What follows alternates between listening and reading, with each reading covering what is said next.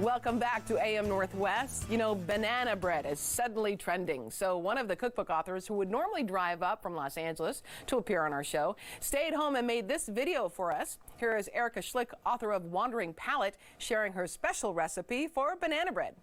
Hi there, today we're going to be making one of my favorite recipes on my blog. This is going to be my Paleo banana nut bread. And what I really love about this bread is how simple it comes together. You probably have the ingredients in your pantry already to make it, along with a few fresh ingredients that are needed. And the best part is it's gluten-free, grain-free, can be made dairy-free, and also refined sugar-free. So I'm going to show you how to make it today. It's pretty simple. One of the first steps that you'll want to do is you're going to want to use 3 overripe bananas, and you're going to want to mash those in a bowl, and they should mash down fairly quickly because they're already a little bit overripe.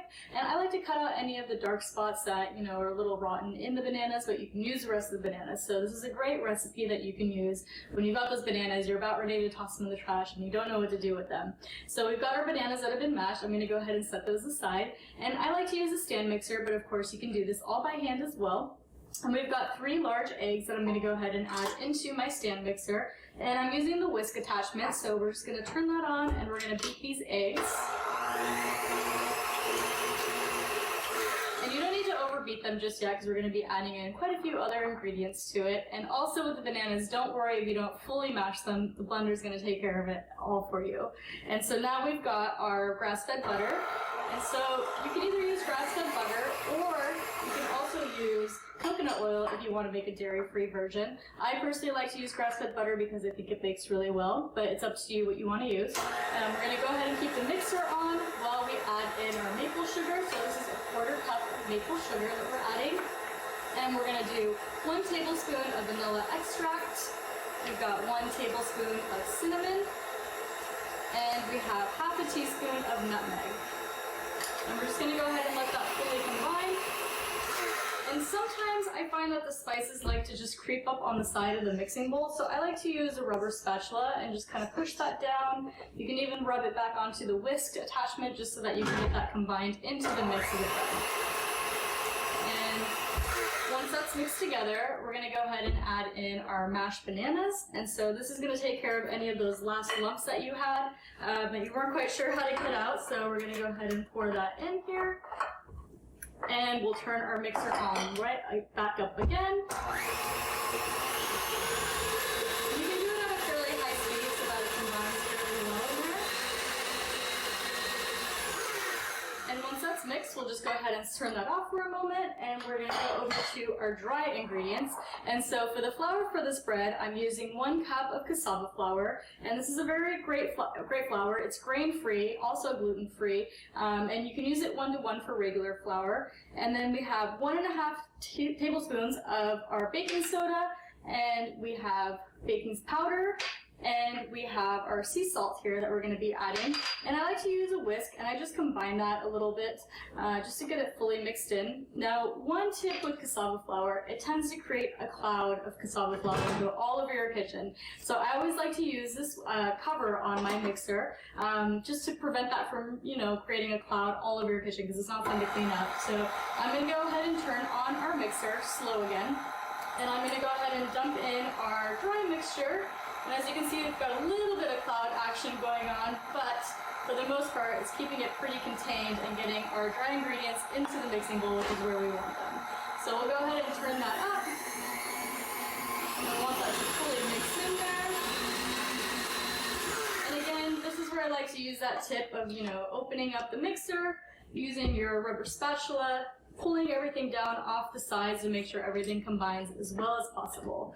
So we're going to go ahead and give that one more mix. And our bread is almost done. So now the last step is we're going to get our mixture here, get as much of the ingredients off the whisk as you can. And we're going to fold in our nuts and our chocolate chips. So the chocolate chips are completely optional. If you want to make it more of a dessert, you can obviously add some of those in. If you want to keep it more of a breakfast bread or not so sweet, you can definitely omit the chocolate chips. But we're just going to go ahead and use the rubber spatula and fold those in. And we have our nuts as well. So you have some options. You can either do walnuts that have been chopped down, or you can do hazelnuts. Both work really well in the recipe, so I'm going to go ahead and do hazelnuts today, and that was 1 cup of hazelnuts, and that was half a cup of chocolate chips.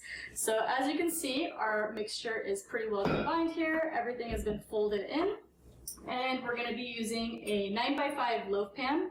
And I've greased this with some grass-fed butter. Again, you can use coconut oil if you want to do a dairy-free version as well. And I'm going to go ahead and pour all our ingredients in here.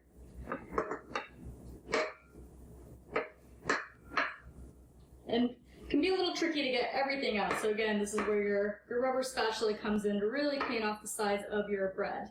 And just like that, once you have your ingredients in, I like to give it a good toss, kind of back and forth. You can even use your spatula to try to smooth out the top of it, to get the top to be as smooth as possible for when you bake it, and give it one more toss. And that's it, it's ready to go. We're gonna put it in our oven at 350 degrees, and it's gonna bake for about 50 minutes. Okay, our bread is out of the oven, and I've been letting it cool for about 30 minutes or so, and it's ready to come out of the loaf pan so we can finally taste it. And to get it out, I like to use just a flat butter knife, and you can just scrape along the edges of it just to loosen it and make sure that it's going to come out easily. And once you've done that, you just need to grab your loaf pan. It pops right out into your hand. And we can set it on a plate and we can dive in and finally taste it. So it obviously tastes the best warm, but you can always warm it up later in the week, and you can put a little bit of butter on it. And as you can see, it slices very easily here. And I'm gonna go ahead and have a taste of it. So good. I got a bite with a chocolate chip, which is just delicious. So not only does it taste good, but your entire house is going to smell delicious. You can use this for breakfast, you can eat it as a dessert, whatever you'd like. It's absolutely delicious, and you can find this recipe on my blog at thetrailtohealth.com. You can also find other recipes in my cookbook, Wandering Palate. The favorite bread recipe rivals between this one and my blueberry lemon loaf recipe that is in there. So I hope you enjoy it, and I hope you're staying safe and healthy out there. I really miss in-studio cooking segments. We'll be right back.